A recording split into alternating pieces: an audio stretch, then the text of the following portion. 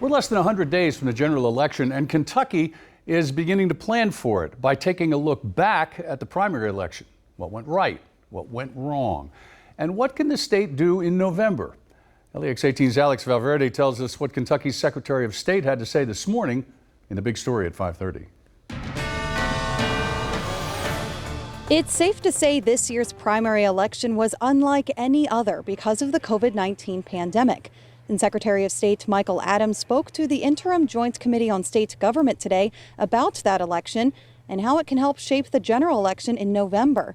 He says one big takeaway is that absentee voting worked. Not only did we make it convenient, but we made it virtually fraud-proof.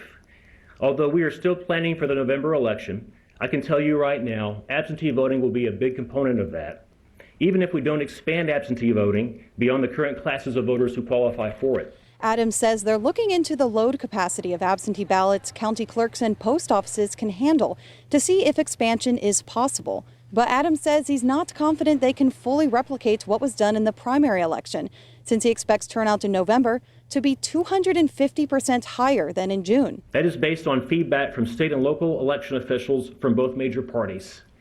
They and I are concerned that going from 750,000 absentee ballots to 1.875 million absentee ballots or more would overload and crash our system. Adams says June's primary also showed early voting worked, but still with only a few voting locations scattered around the state, long lines were a frustration for many voters.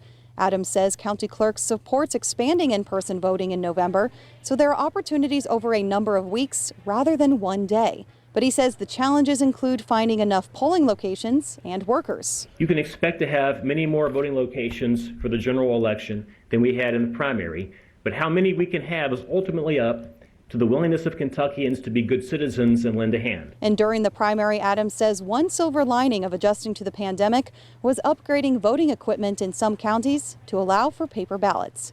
Alex Valverde, LEX 18 News.